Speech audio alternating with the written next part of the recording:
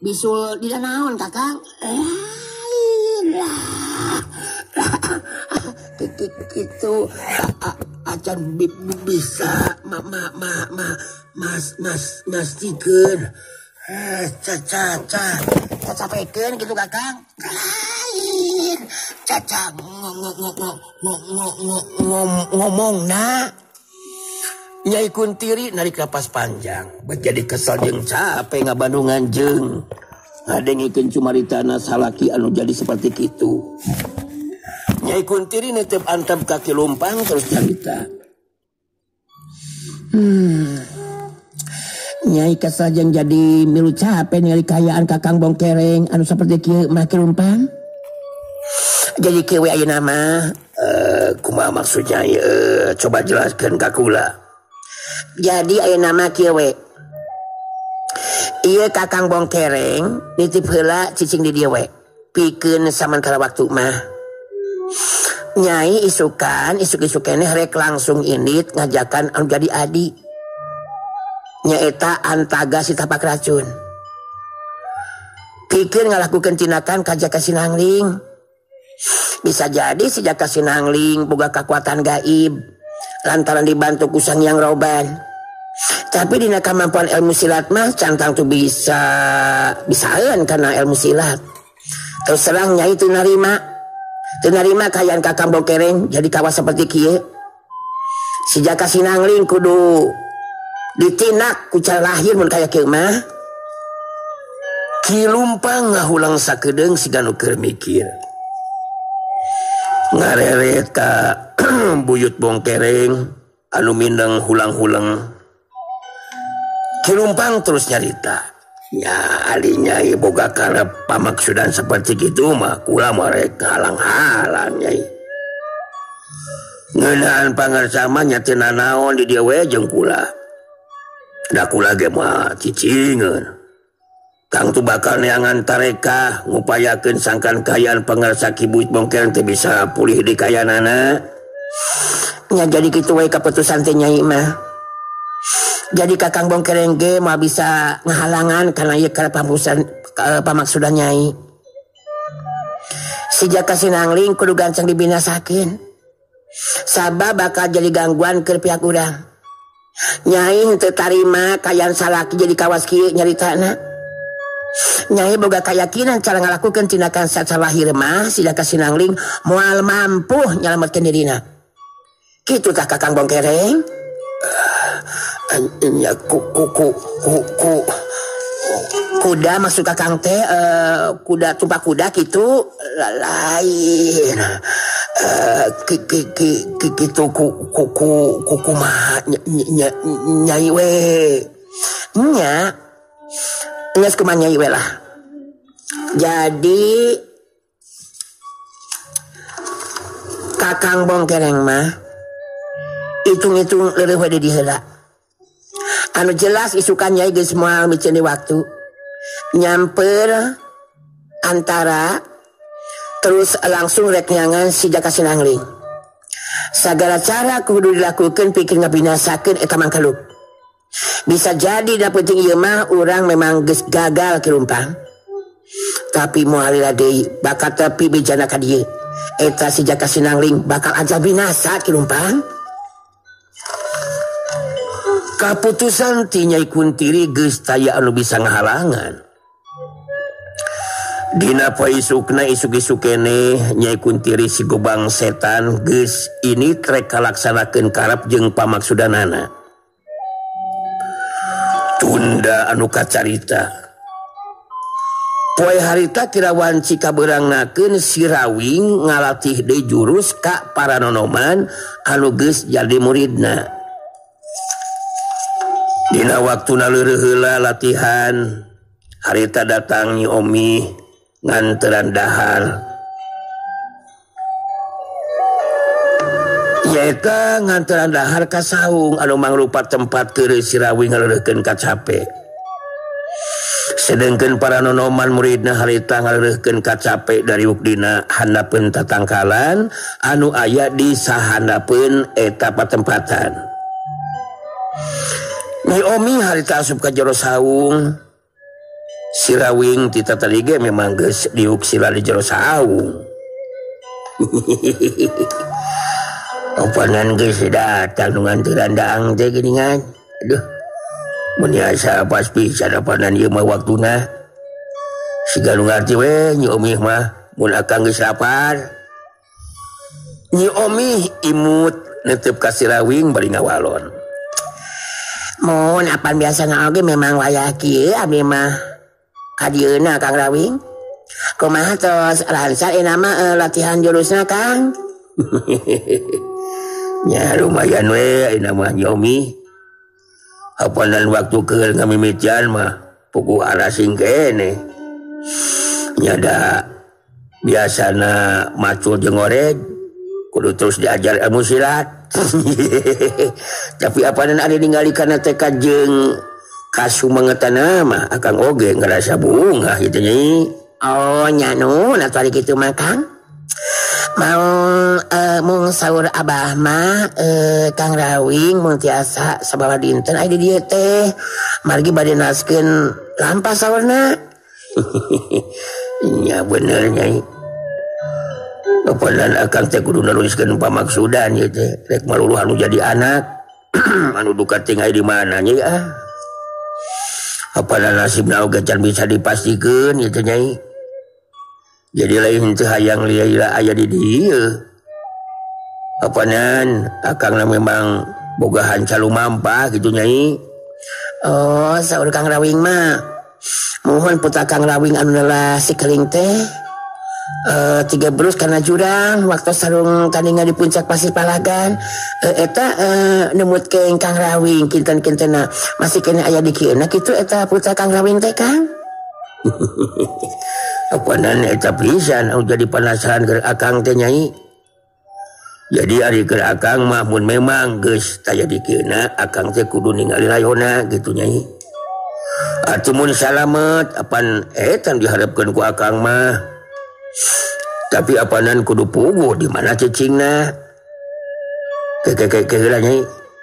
Itu anu lempang guru ka dieu. Apanan kanu duaan mah akang masih keneh apa? Kuntara jeung Mancini. Ari anu kolotna mah akang teu apa saanya.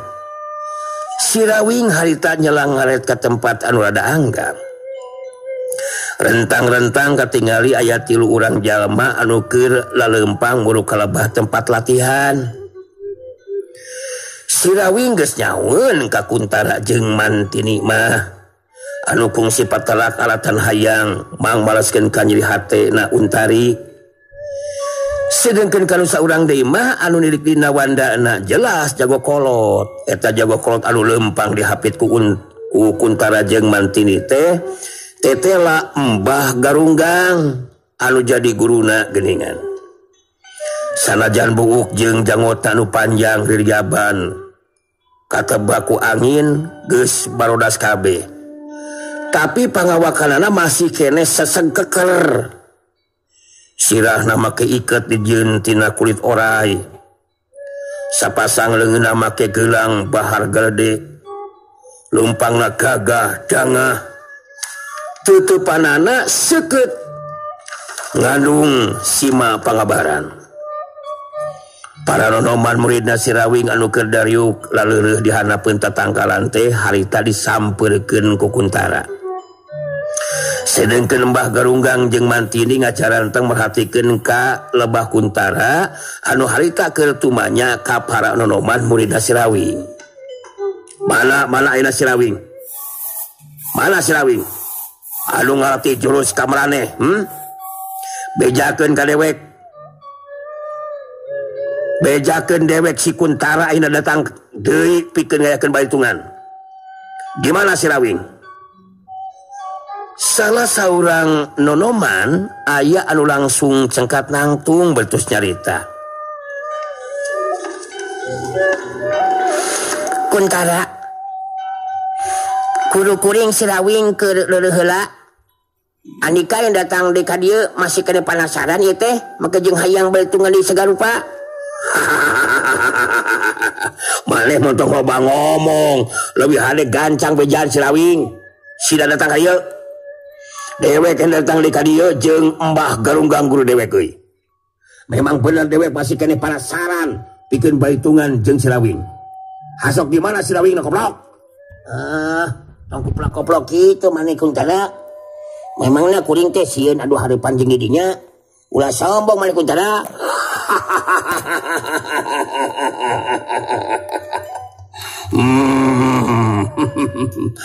Jadi maneh singgung ku sikap jeung caritan dewek karek becus jurus teu paruguh geges asa agul bisa silat hayang hajal ka dewek hayang diajar ku si Kuntara maneh sakabeh asok maju sia kabehanana dilelen ku dewek mah sanajan jumlah maneh loba oge sia nonoman anu sejena harita jadi pada narangtu langsung kasinggung ningali sikap jeung ngadenge caritaan ti Kuntara anu seperti kitu. Salah seorang di antarana harita nyarita, Kuntara, maneh benar-benar kurang ajar Kuntara, datang-datang langsung neangan gara-gara hayang nyeun diributan, make jeung nantang hayang dihulup sagarupa, montong sombong maneh Kuntara. Dewek memang sombong sia. Sabab ke dewek sanajan ilain jumlahna aya kana belasan urang eueuh nanaonan ke dewek masa koplok. Kokorek becus kana jurus anu kitu patut bisa saja jadi jago sia. Di mana si Rawing? Tidukeun ka dewek. Curelat. Culukeun dong.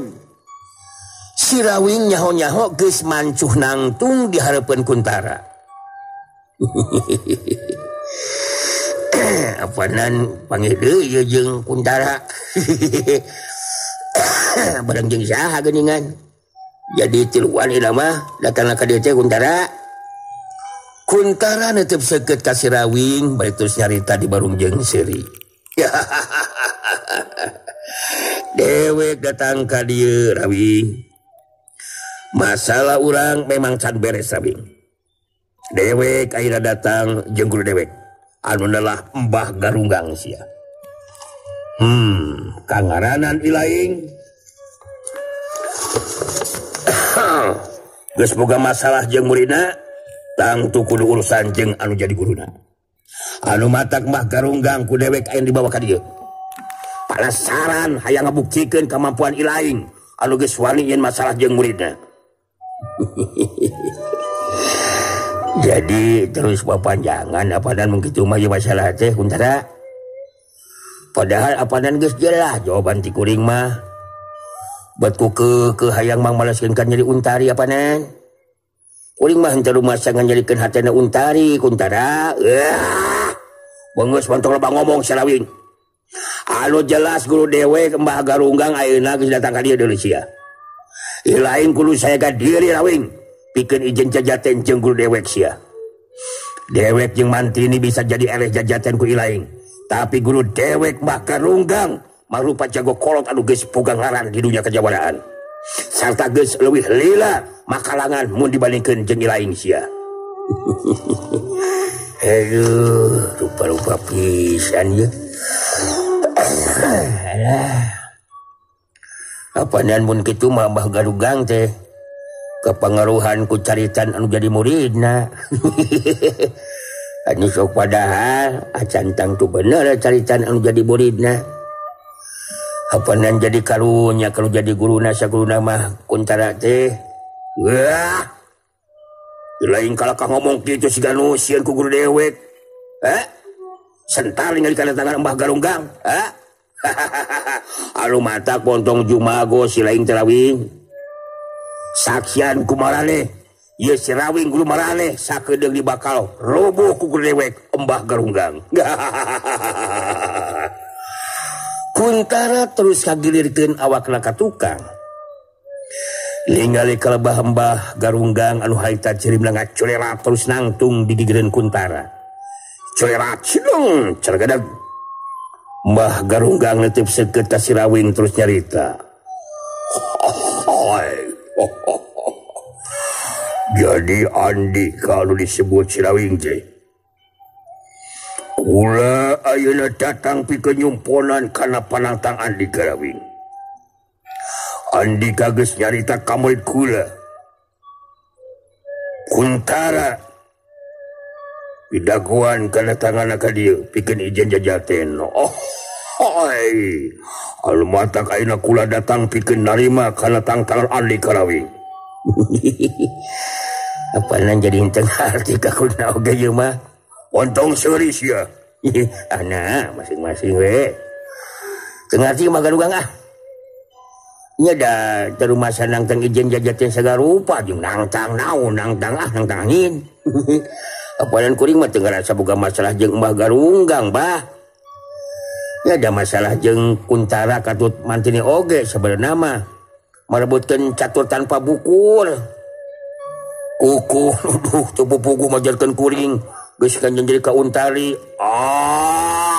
Ohoi. Andika henteu kudu neangan alasan leuwih.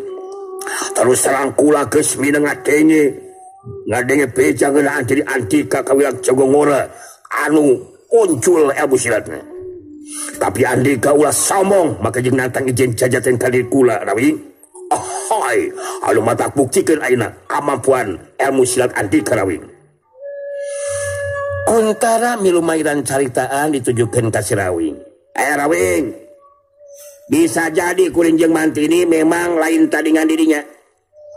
Sabab memang masih kene tacan sababarhan nyaking ajen pangarti ilmu silat.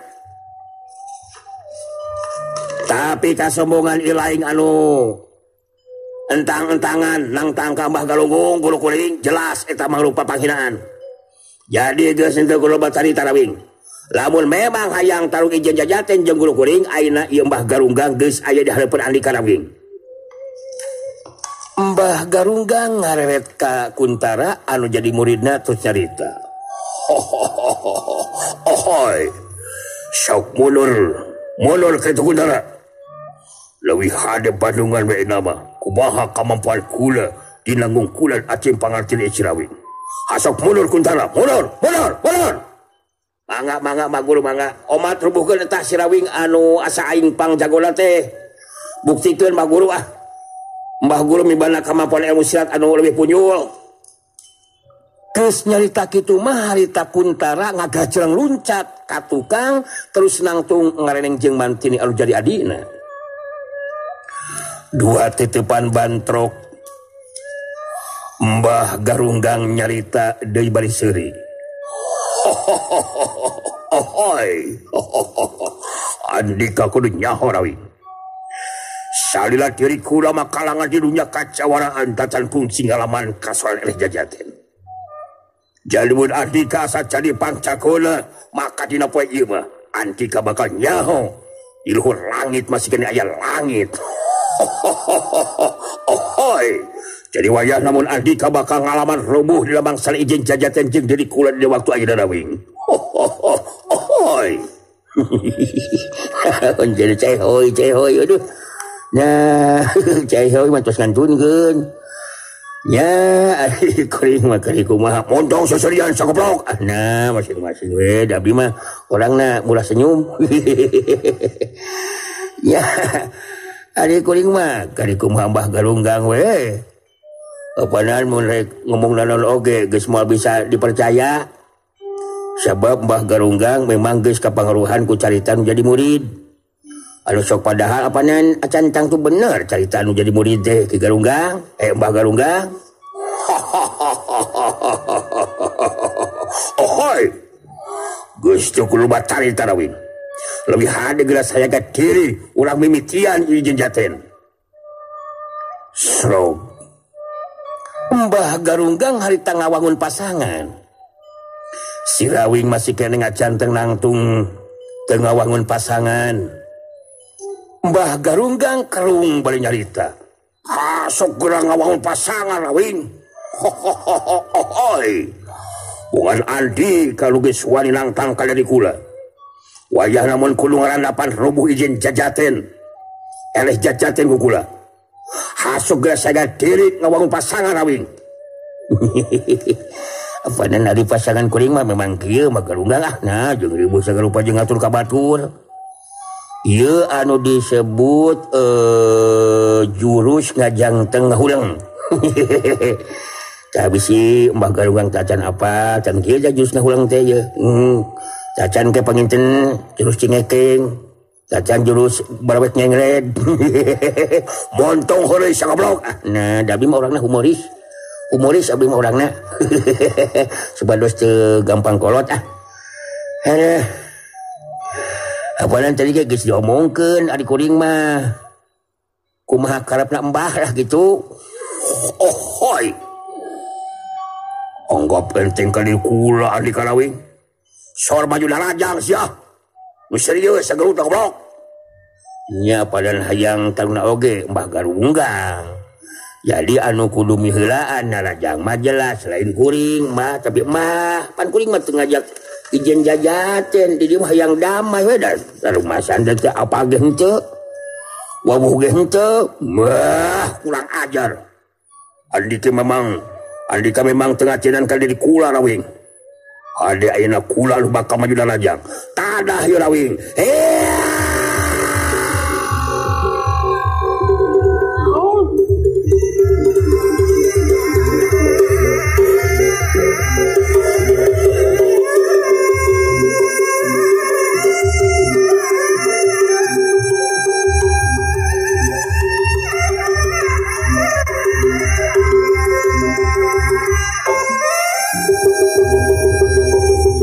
Curela cilung Mbah Garunggang haita miheulaan maju daraja. Sok sanajan lemor henteu ngagunakeun pakarang tapi si Rawing bisa ngarti sapasang leungeun lawan nyidem kakuatan anu henteu bisa dianggap enteng. Harita si Rawing rikat ngagunakeun ilmu pancaring bayu. Jirimna ngacurela tingkahan panarajang anu jadi lawan. Samuk hiu curela plos. Samuk hiu kilo plos. 2 kali panarajang anu silih susul harita taya anu keuna kana sasaran. Mbah Garunggang jadi panasaran harita gentak luncat maju dina rajang ku panarajang susulan. Kacepatan gerak panarajang Mbah Garunggang mun seug anu jadi lawana lain si Rawing mah bisa dipastikeun geus moal mampu disingkahan. Tapi ilmu pancaring bayu mangrupa puncakna ilmu pangenteng badan, kacepatan gerak kan si Rawing lebih cepat tibatan gerakan panarajang anu jadi lawan. Cuerat samuk hiu kilo plos. Samuk hiu cuerat plos. Panarajang Mbah Garunggang molos di henteu kena kana sasaran. Mbah Garunggang mancu dina tangtungan bari merhatikeun ka si Rawing anu geus pindah tempat harita terus nyerita. Ohoi. Pun bener Andika jago ulah ngacaukeun bisa nyingkaan hungkul panarajang ti dewek lawan Rawing. Buktikeun Andika boga kemampuan nu sejenna ulah ngacaukeun ngandalkeun kacepatan gerakan hungkul sia kurajang. Tong nafsu tengah bidi setruk.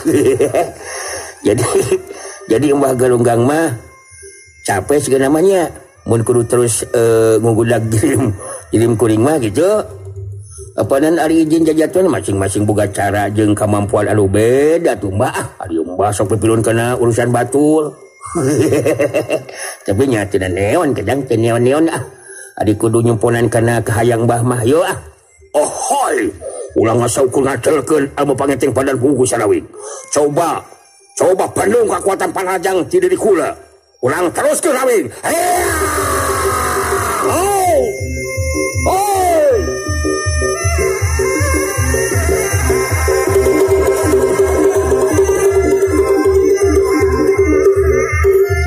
Curela cilung Mbah Garunggang miheulaan di majuna raja.